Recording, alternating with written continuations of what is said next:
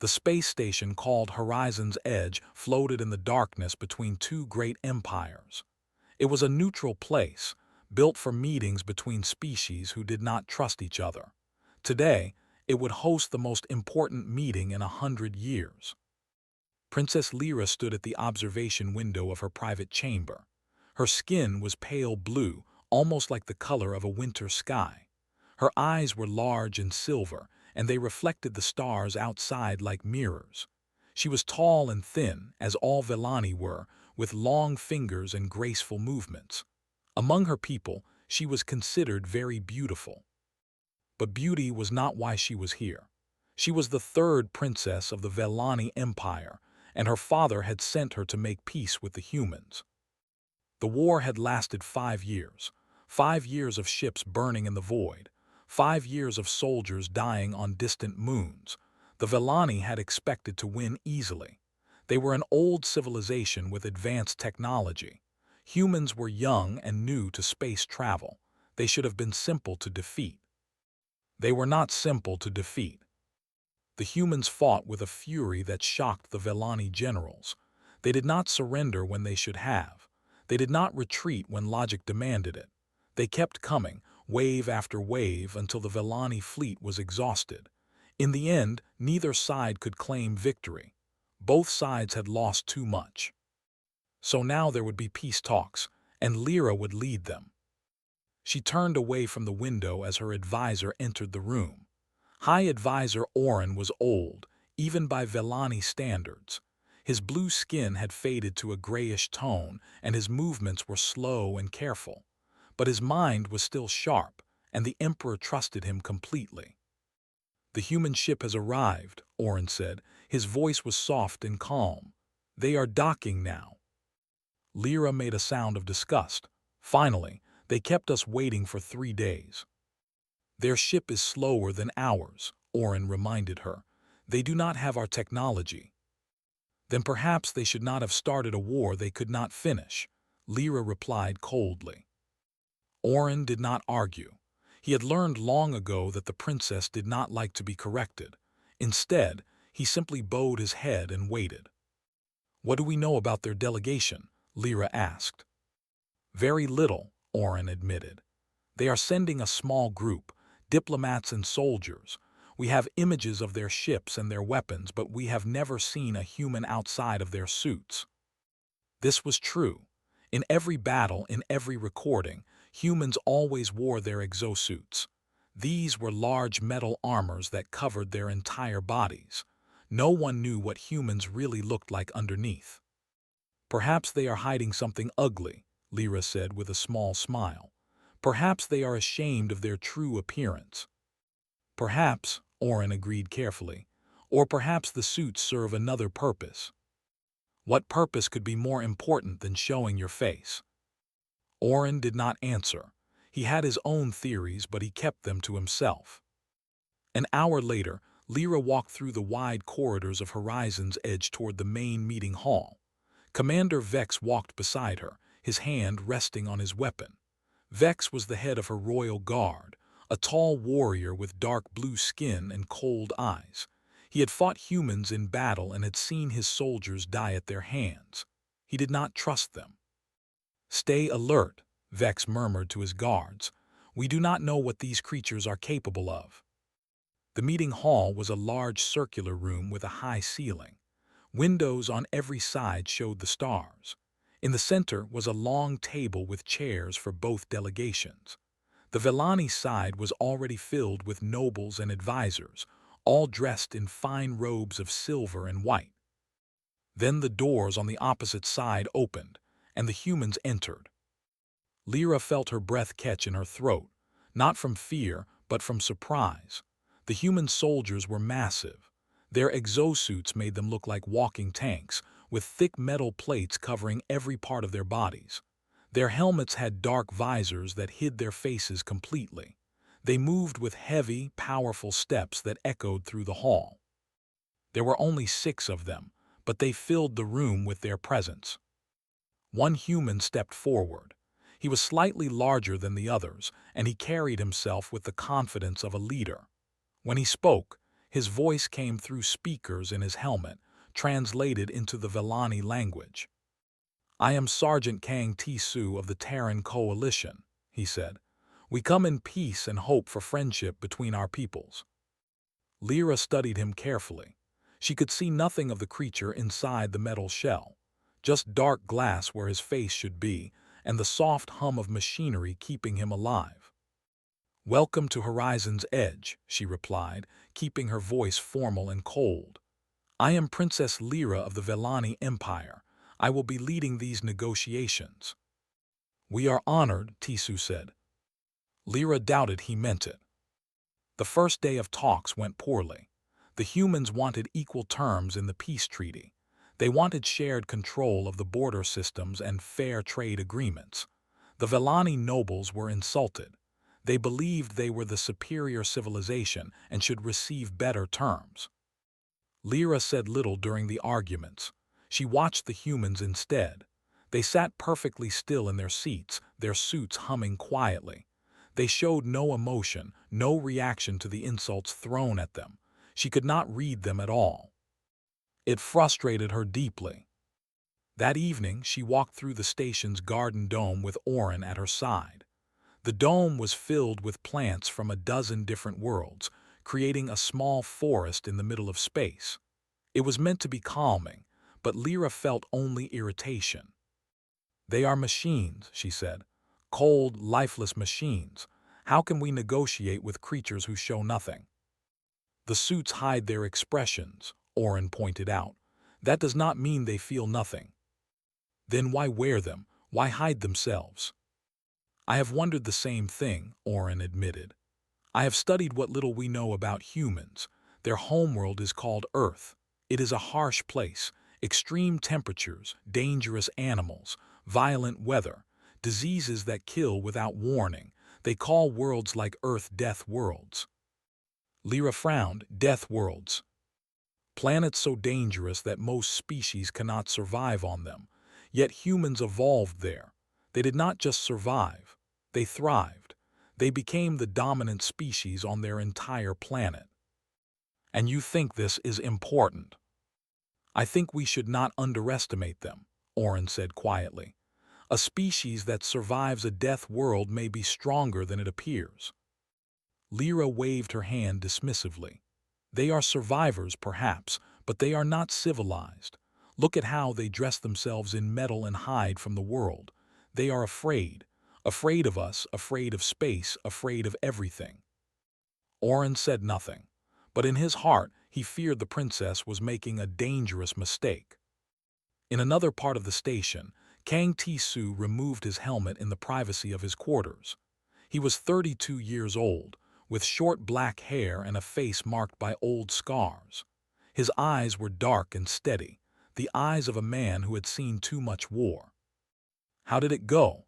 asked a voice from the communication screen. Lieutenant Yuna appeared on the display. She was aboard the human flagship, monitoring the negotiations from a safe distance. Her expression was serious. "As expected," Tisu replied. "They think we are beneath them. The princess barely looked at us." "Can you work with her?" Tisu considered the question. "She is proud, arrogant, but there is intelligence behind her eyes. If we can reach her, we can reach her people." "And if you cannot?" "Then we prepare for war again." Yuna nodded slowly. "Be careful, Tisu. The council is counting on you. We cannot afford another 5 years of fighting." "I know," he said. "I know." He ended the call and sat alone in the darkness of his room. Through the small window, he could see the Velani ships glowing in the distance. They were beautiful ships, elegant and graceful, but he had seen what their weapons could do. He had buried friends who died fighting them. Peace was necessary, but earning it would not be easy. The princess thought humans were weak. She thought the suits were a sign of fear. She did not understand. The suits were not armor against the universe. They were armor against themselves. Because if the Velani ever saw what humans truly were, they would never feel safe again. 3 days passed on Horizon's Edge. 3 days of arguments, disagreements, and cold stares across the negotiation table. The peace treaty was no closer to being signed than it had been on the first day. Princess Lyra was growing tired. She sat in her chair at the head of the Velani delegation, listening to another human diplomat explain why the border system should be shared equally. The words meant nothing to her. She had heard them all before. The same arguments, the same demands, the same empty promises. What bothered her most was not the words, it was the silence of the soldiers. Kang Ti-Su and his men stood along the wall, still and quiet in their heavy suits. They never spoke during the negotiations. They never moved except to change positions. They just stood there, watching, waiting, like statues made of metal and shadow. It was unnatural, it was disturbing. And Lyra hated not understanding things. That evening, the Velani delegation hosted a formal dinner in the station's grand hall. It was a tradition among her people to share food with those they negotiated with. Food was sacred to the Velani. It represented trust, openness, and the sharing of life itself. The hall was decorated with floating lights that drifted through the air like gentle stars. Long tables were covered with dishes from the Velani homeworld. Sweet fruits, delicate meats, and wines that glowed with soft colors. Musicians played in the corner, filling the room with calm, beautiful sounds. The human delegation entered, and immediately the mood changed. They were still wearing their suits. Whispers spread through the Velani nobles. Eating while covered in armor was considered deeply insulting in Velani culture. It suggested that you did not trust your hosts, that you expected an attack at any moment. Princess Lyra felt anger rise in her chest, but she forced herself to stay calm. Perhaps the humans did not understand their customs. Perhaps they were simply ignorant. She approached Tisu with a polite smile. "Sergeant, I welcome you to our dinner. Please sit and eat with us." "Thank you, Princess," Tisu replied through his helmet speakers. "We appreciate the invitation." "Will you not remove your armor?" Lyra asked, keeping her voice light. "Surely you can eat more comfortably without it." There was a pause. Lyra could not see Tisu's face, but she felt something shift in the air between them. "Our suits have internal feeding systems," he explained. "We can eat without removing them." "How strange," Lyra said. "Among my people, sharing a meal face to face is a sign of trust. Hiding behind metal walls suggests fear." More whispers from the nobles. A few laughed quietly. Tisu did not respond immediately. When he spoke again, his voice was calm and steady. "We mean no disrespect, Princess. Our customs are simply different from yours." "Different?" Lyra repeated. "Yes, very different." She walked back to her seat, but the conversation had planted a seed in her mind. An idea, a way to expose the humans for what she believed they truly were. The dinner continued. The Velani nobles ate and drank and laughed among themselves. The humans stood apart, silent as always. Commander Vex watched them with suspicious eyes, his hand never far from his weapon. High Advisor Oren sat beside Lyra, eating slowly and carefully. He noticed the look on her face, the dangerous shine in her silver eyes. "Princess," he said quietly, "I know that expression. What are you planning?" "Nothing," Lyra replied innocently. "I am simply curious." "Curiosity can be dangerous. So can ignorance." Oren sighed. He knew he could not stop her. When Lyra decided to do something, no one could change her mind.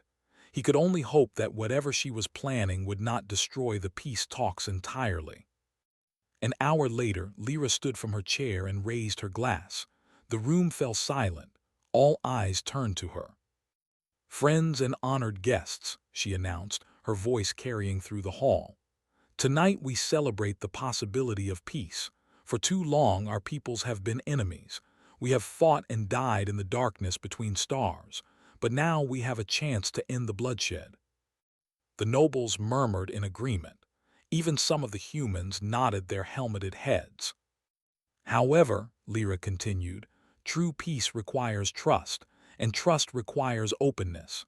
We cannot build friendship with those who hide themselves from us." She turned to face Tisu directly. Her silver eyes locked onto the dark visor of his helmet. "Sergeant Kang Tisu," she said clearly, "if you truly want peace between our peoples, then prove it. Remove your suit. Show us what a human really is." The room went completely silent. Every Vellani stopped breathing. Every human went rigid. Orin closed his eyes and shook his head slowly. This was exactly what he had feared. Commander Vex grinned widely. He had been hopping for something like this. Now the humans would be forced to either obey and show their weakness, or refuse and prove they could not be trusted. Either way, the Vellani would win. Tisu stood perfectly still. Inside his helmet, his mind was racing. He understood what Lyra was doing. She was trying to embarrass him in front of everyone, to prove that humans were either ugly creatures or cowards hiding in metal shells. His communication system crackled softly. Lieutenant Yuna's voice spoke in his ear, private and quiet. "Tisu, what is happening? Your heart rate just spiked." "The princess has challenged me to remove my suit," he replied, speaking so softly that only his helmet microphone could hear. In front of everyone. A long pause, then Yuna spoke again. "What do you want to do? What do you think I should do?" Another pause. "The decision is yours, Sergeant. You are the one on the ground. You know the situation better than anyone." Tisu thought about his options. He could refuse. It would be his right.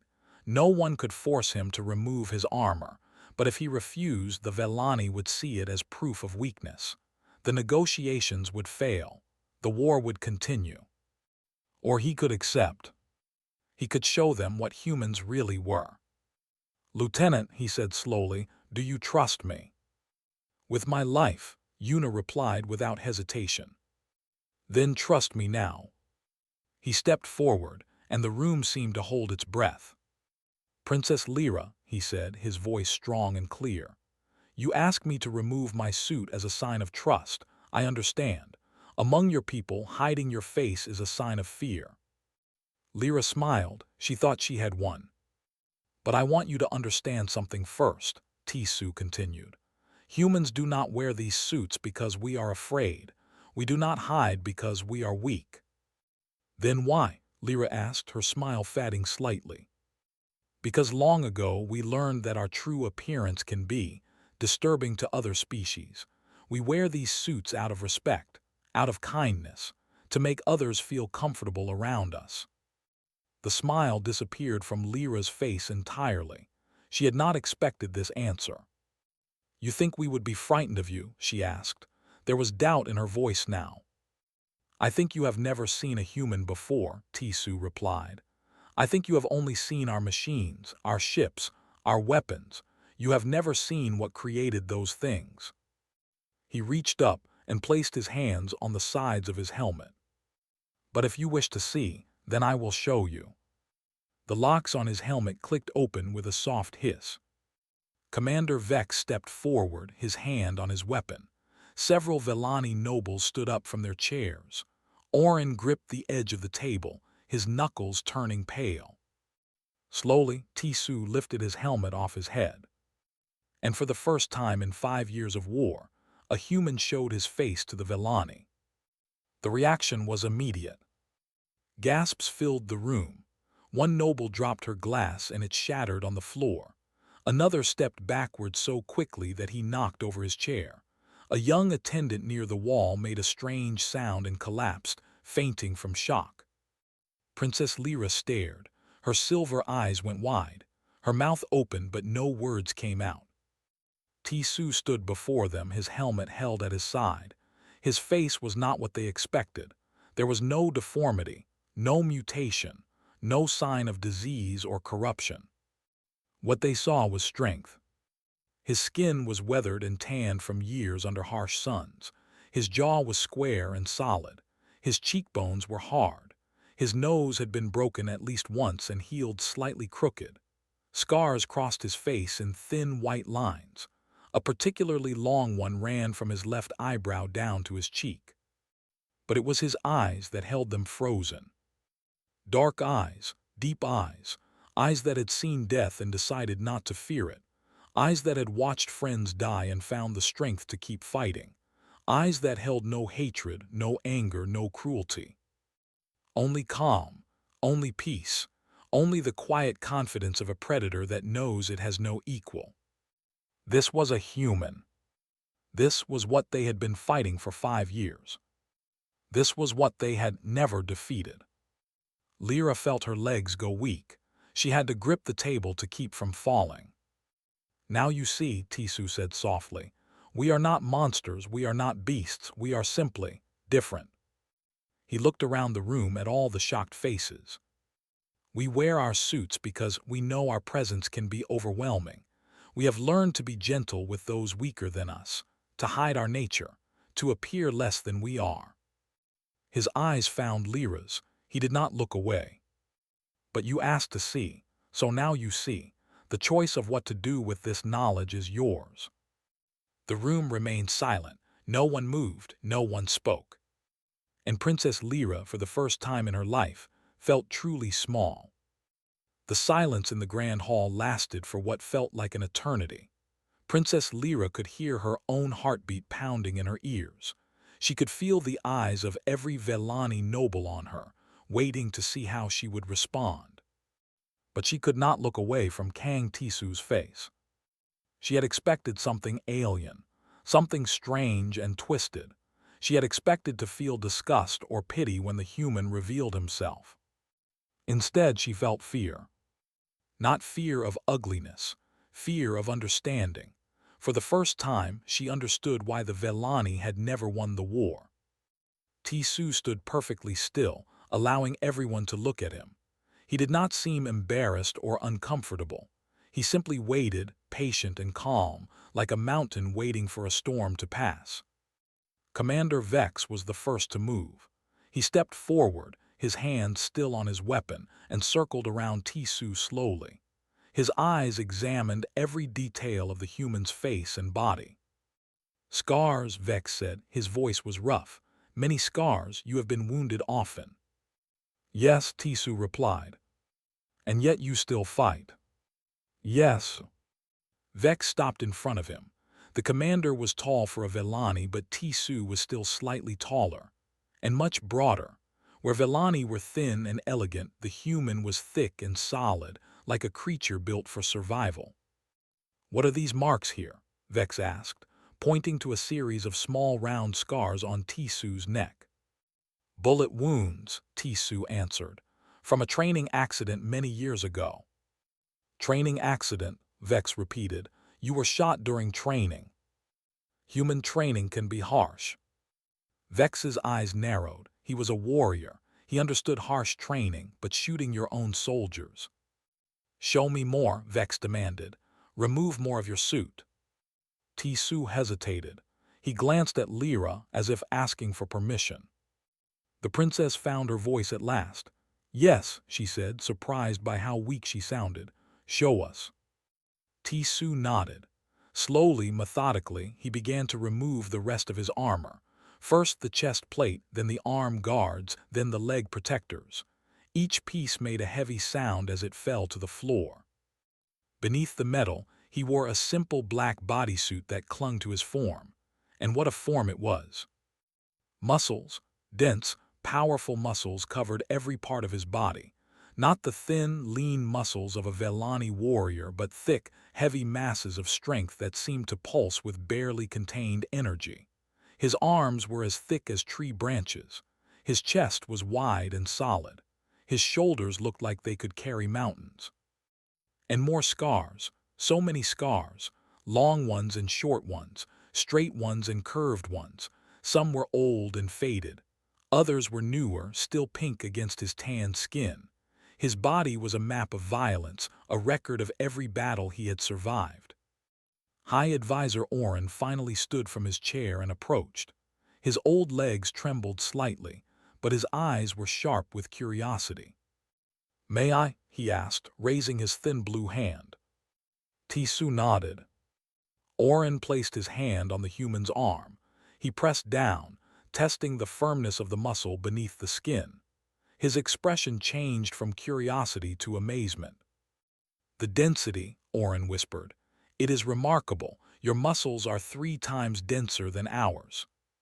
"Human bodies evolved on a world with stronger gravity than most," Tisu explained. "We developed thick muscles and heavy bones to survive." "And your skin," Oren continued, running his fingers across a scar. "It is rough, tough like leather.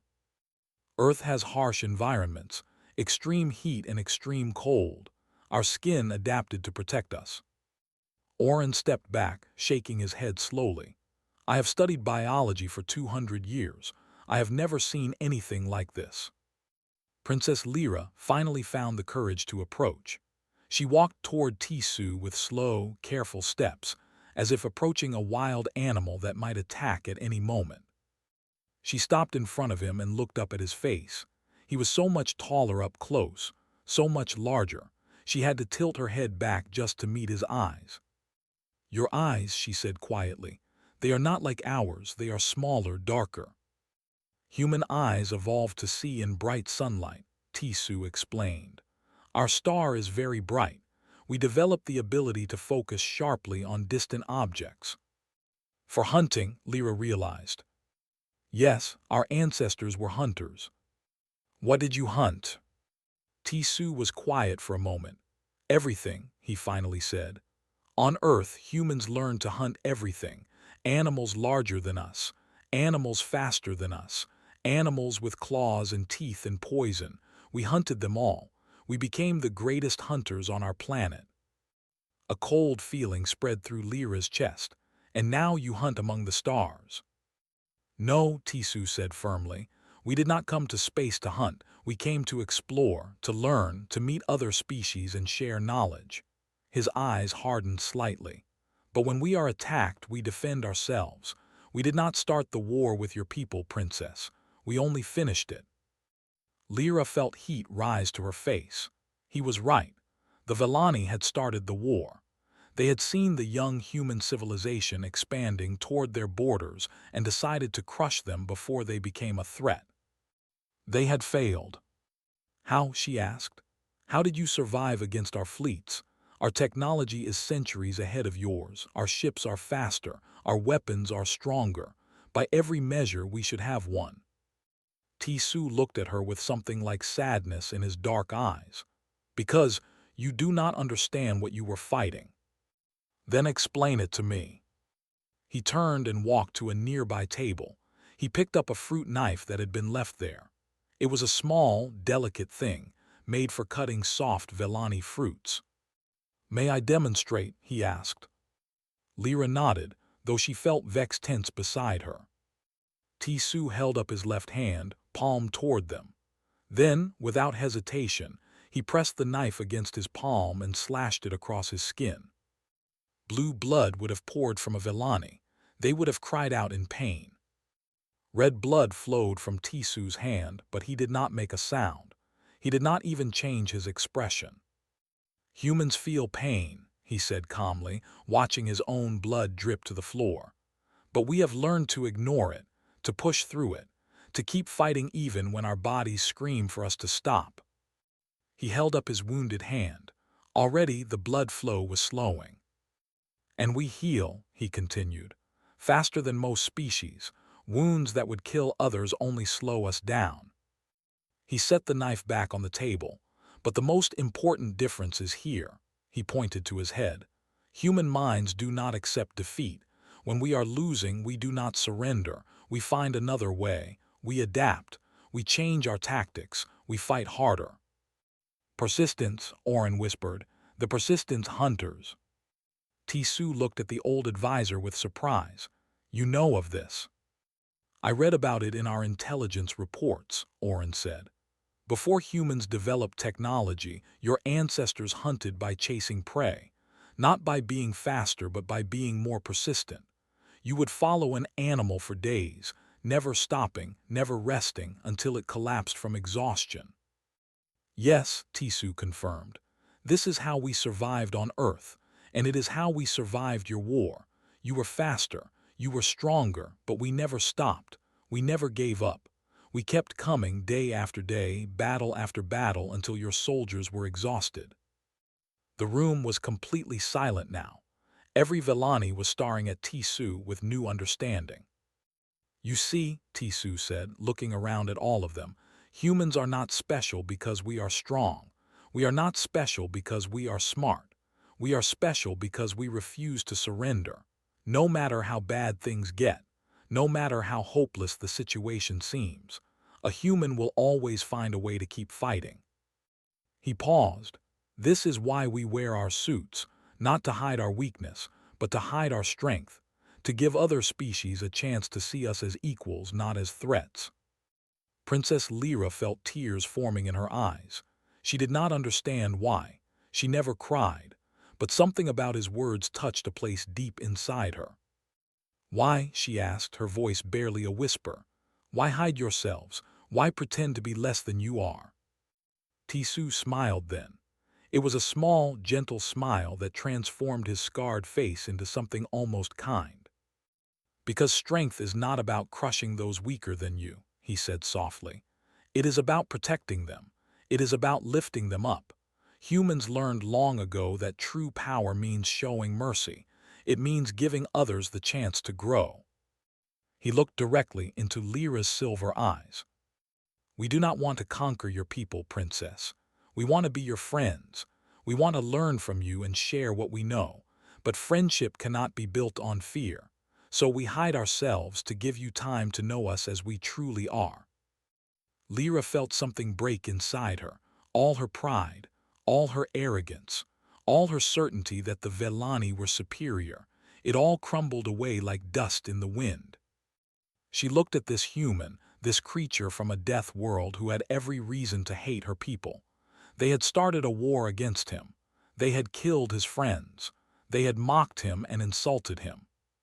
And he stood here offering peace. "I am sorry," she heard herself say. The words came out before she could stop them. "I am sorry for what we did, for the war, for my words tonight." Tisu's smile widened slightly. "I accept your apology, Princess. Now let us move forward together." He extended his wounded hand to her. Red blood still stained his palm. Lyra looked at it for a long moment. Then slowly she reached out and took it. His grip was strong but gentle, warm but controlled. And in that moment, everything changed. News spread through Horizon's Edge like fire through dry grass. By morning, every Vellani on the station knew what had happened at the dinner.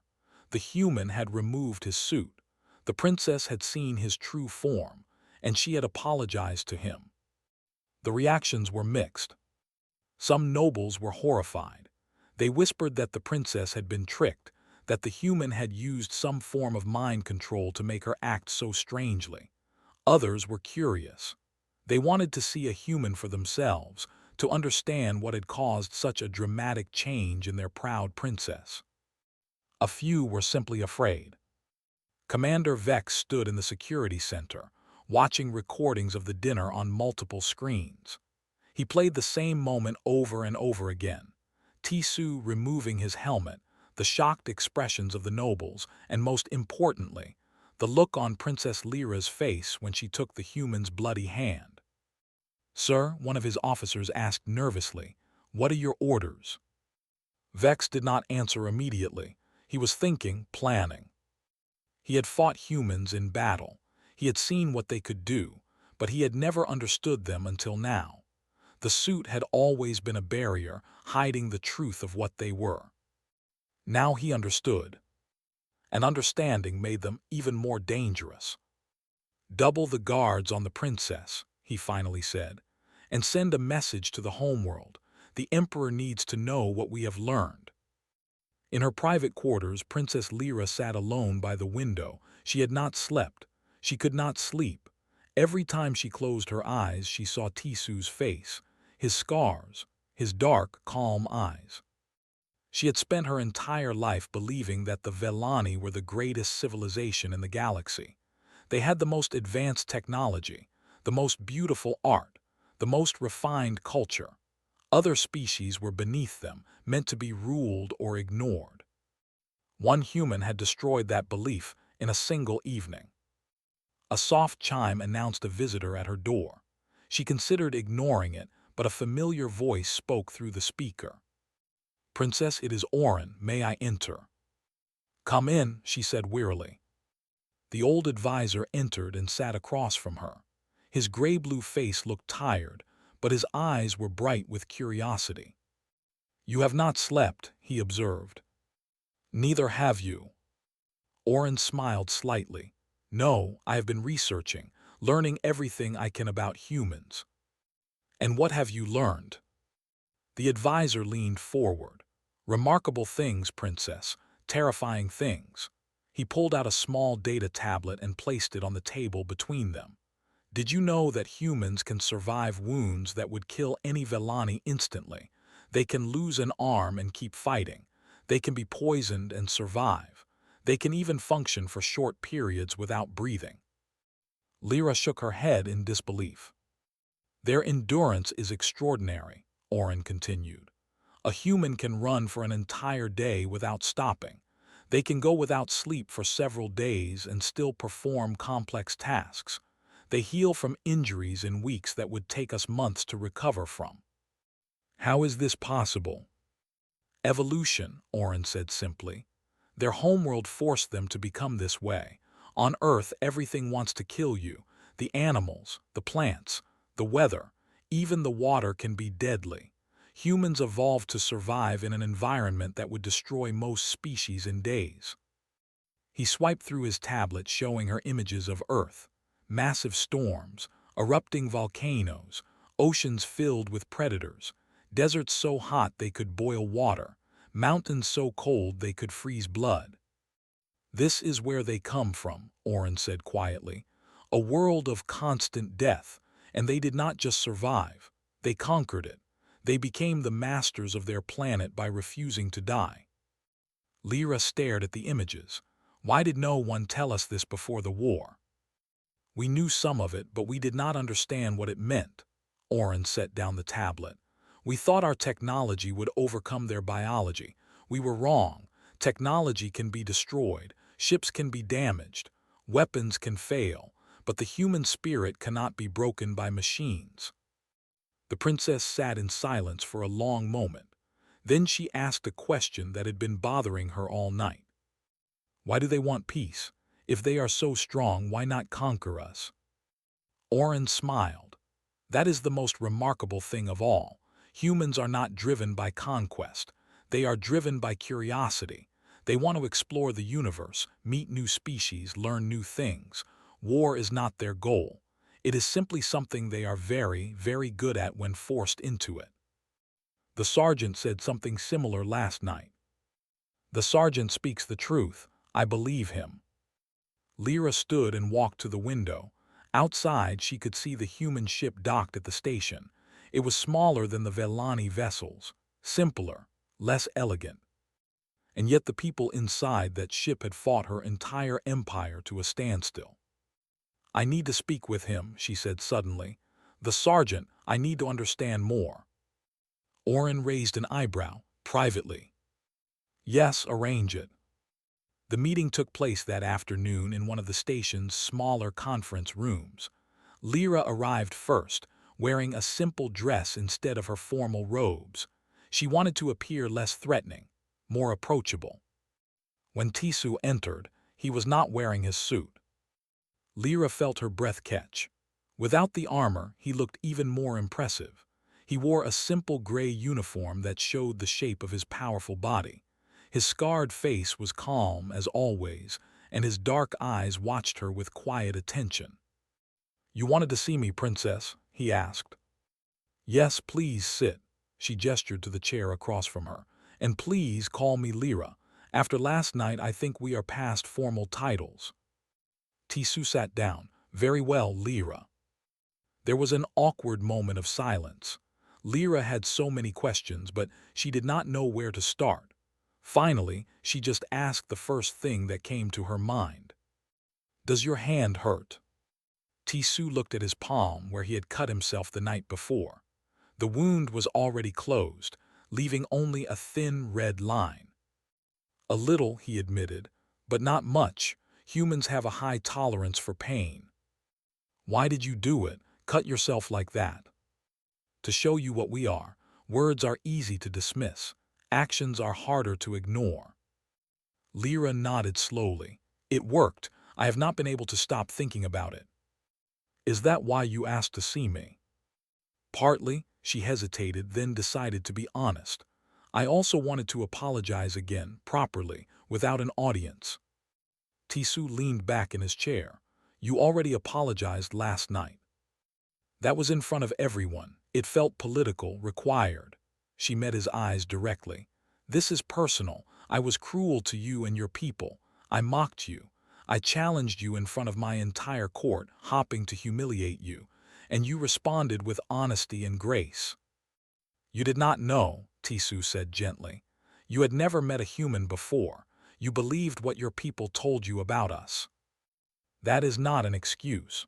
A good leader should seek truth, not simply believe comfortable lies. Tisu was quiet for a moment. Then he smiled. You are harder on yourself than I would be. Perhaps, but I hold myself to a high standard. I should be better than I was. Then be better. That is all anyone can do. They talked for hours. Lyra asked questions about Earth, about human culture, about how his people lived and loved and dreamed. Tisu answered patiently, explaining things that seemed obvious to him but were completely foreign to her. He told her about oceans so vast you could sail for weeks without seeing land, about mountains so tall they touched the clouds, about cities filled with millions of people, all living together in organized chaos. He told her about human art, music that could make you cry, stories that could change your entire view of the world, paintings that captured moments of beauty so perfectly they seemed to glow with life. And he told her about human love, the deep bonds that formed between families and friends, the way humans would sacrifice everything for those they cared about, the fierce, unbreakable loyalty that connected human hearts across any distance. We are not so different, I think, Lyra said at last. Vellani also love, we also make art, we also dream of better futures. All intelligent species share these things, Tisu agreed. That is what makes peace possible. We are more alike than we are different. Lyra reached across the table and took his hand. His skin was warm and rough against her cool, smooth fingers. I want this peace to work, she said, not just for politics, but because I believe our peoples can learn from each other. Can you help me make that happen? Tisu looked at her hand in his. Then he looked up at her face, at her silver eyes shining with hope. Yes, he said, I can help you. And in that small conference room, far from the wars and politics that had divided their peoples, two individuals found something unexpected. They found the beginning of friendship. They found the first step toward a new future. And neither of them would ever be the same again. The negotiation room felt different now. 1 week had passed since the dinner. 1 week since Kang Tisu had removed his helmet and changed everything. The same long table still sat in the center of the room. The same windows still showed the stars outside, but the atmosphere had completely transformed. Princess Lyra sat at the head of the Vellani delegation, but she was not the same person who had started these talks. Her silver eyes were softer now. Her voice was less cold. When she spoke with purpose rather than pride. The border systems will be shared equally, she announced to the assembled nobles. Trade will flow freely between our territories. Neither side will build military installations within the neutral zone. Several nobles shifted uncomfortably. These were not the terms they had expected. They had expected the humans to bend, to accept whatever the Vellani offered. Instead, the princess was treating them as equals. Lord Mako, one of the oldest nobles, raised his hand. Princess, with respect, these terms are too generous. The humans are the ones who nearly lost the war. Why should we give them equal standing? Lyra turned to look at him. There was steel in her eyes. "Lord Mako, have you seen a human?"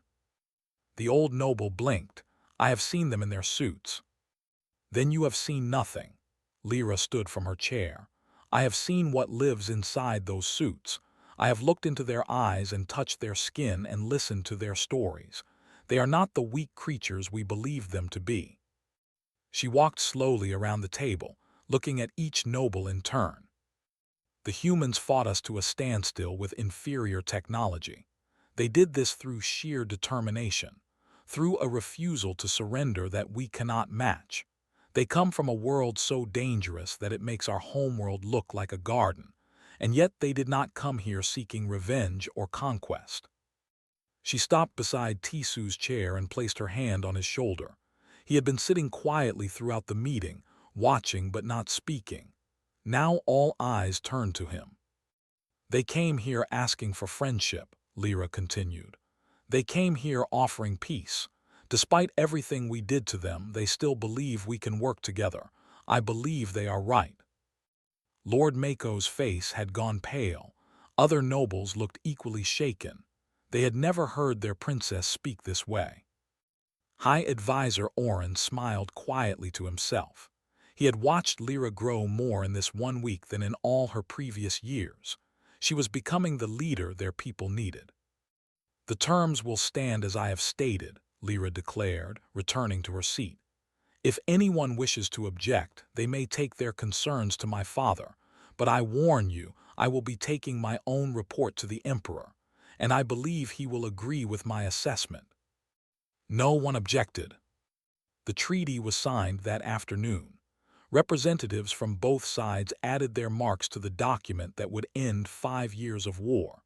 As the last signature was completed, a strange sound filled the room. Applause. The human soldiers had removed their helmets and were clapping their hands together in the human custom. After a moment of confusion, several Vellani nobles began to imitate the gesture. The sound grew louder, filling the hall with a noise that was strange and wonderful and full of hope. Tisu caught Lyra's eye across the room. He smiled at her, and she smiled back. But the day was not yet over. As the celebration continued, Commander Vex approached Tisu. The Vellani warrior had been quiet during the negotiations, watching everything with cold, calculating eyes. Now he stood before the human sergeant with a challenge written on his face. "Sergeant Kang," Vex said formally, "I wish to test something." Tisu met his gaze calmly. "What do you wish to test?" "Your combat ability." Vex's hand rested on the hilt of his sword. "We have seen what humans look like. We have heard what humans can endure, but we have never tested a human in single combat." The room grew quiet. Everyone was listening now. "You challenge me to a fight?" Tisu asked. "A sparring match," Vex corrected. "No weapons that can kill, no permanent harm intended, simply a test of skill." Lyra stepped forward, concern on her face. "Commander, this is not necessary. The treaty is signed. The peace is made." "The peace is made with words, Princess," Vex replied. "But a warrior's respect is earned with actions. I need to see for myself what these humans can do." He looked at Tisu again. "Unless the sergeant is afraid." Tisu did not rise to the bait. He simply nodded. "I accept your challenge, Commander. When and where?" Now the training hall. The crowd moved to the station's training facility. Word spread quickly, and soon the observation gallery was packed with Vellani nobles and human soldiers alike. They gathered behind safety barriers, watching the empty combat floor below. Vex entered first.